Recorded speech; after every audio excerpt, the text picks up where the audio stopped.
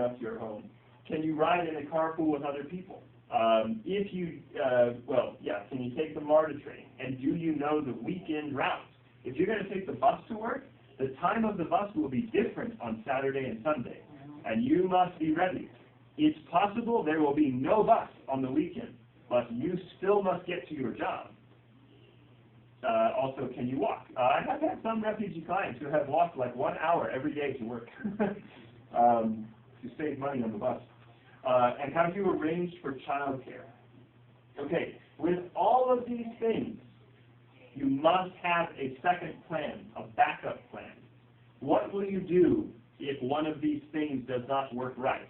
Because the answer is not, well, I will not be able to work that day.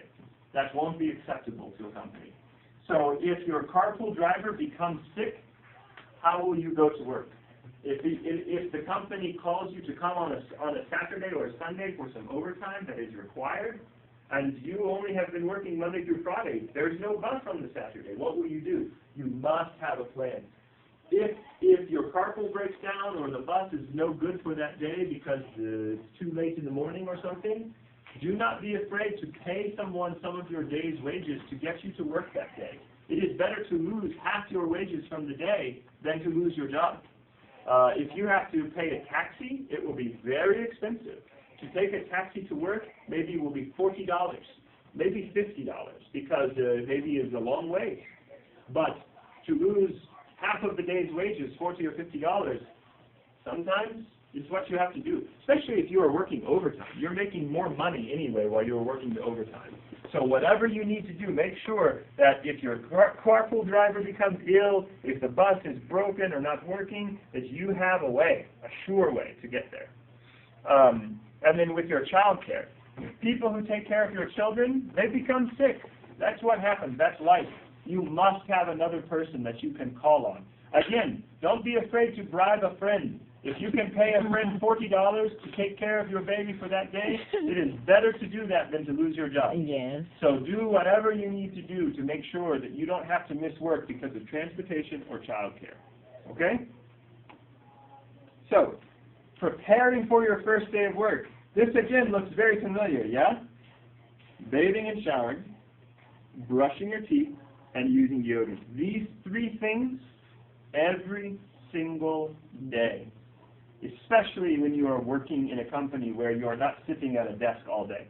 You must bathe every day, brush your teeth every day, and wear deodorant every single day. If these three rules were followed by everyone who I helped to get a job these last 6 years, there would be at least 100 people who would not have lost their jobs.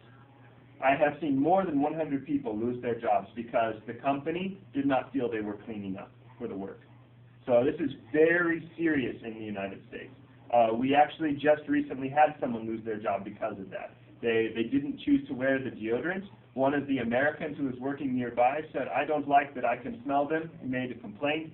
The boss told them, hey, you need to wear deodorant. And a second time he did not, and they fired him. So it's extremely critical to realize how important this is in the American culture. I am not telling you this is a good thing or a bad thing. It is simply how our culture is, and we must work with it. So general workplace rules, always bathe, make sure you're wearing the right clothes, and make sure you're there on time. Now, the right uniform, that's extremely important. Most of the time it is not because of the company, it is because of the government. Different jobs have different laws. You must wear a certain kind of glove on your hand, a certain kind of plug in your ear, a certain kind of shoe on your feet. Whatever the uniform is that is required, you must follow it. They will often give you one warning, and then the next time they will fire you. So it's extremely important. And finally, being there on time. If you are working in the production line in the factory, and your shift begins at 7 o'clock, and at 7 o'clock, you are inside and you're putting your boots on and you're putting your hat on in the factory and just about to go out, and you get to the job at 7:01 there to start working, you are late. It is not acceptable to be 1 minute, 2 minutes, 3 minutes late. Most companies will only let you be late 3 times and they will fire you. So it is very important. If your job begins at 7, you are there at 6:45. Especially if there is rain or snow or any kind of bad weather. In America, they don't let you miss the work because of the bad weather. If you must leave 1 hour early because the weather will be bad, you must leave 1 hour early because the weather is bad. So you do what you need to do to be there on time. The last big barrier to work is many new Americans, they are not confident in what to do when there is conflict in the work. Especially for you as a new American. And I say this to you because I have seen this happen many times. You are a hardworking person. There are many people already in this company, they are not hardworking people. And when they see that you are working hard, they will not like you. And that is acceptable. That is how it must be for you to succeed. And so if you feel like someone, for example, I had some refugees working in a factory where they make plastic trays, and this refugee, he was working very, very good. And some of these other men, they did not like that he was working too fast. So they started to take broken production and like putting it in his bin when he wasn't looking. So it looked like he was not doing good work. And he saw this, but he did not say to them, "Why are you doing this thing?" Quietly, he went and talked to his supervisor. He said, "Boss, I don't know what to do here. Some people, I don't have to tell you who, some people are putting a broken product in my box to make it look like I'm doing bad work. I don't want to shame them, but I want to ask for your help. How do I make this right?" And let him make the decision. Maybe he will say, "Don't do anything. I will take care of it. I will expect that there will be some broken product in your box and it will be okay." Or maybe he will go and do something about it. But the important thing is that it's your boss's job to resolve the conflict, not yours. You continue to be nice.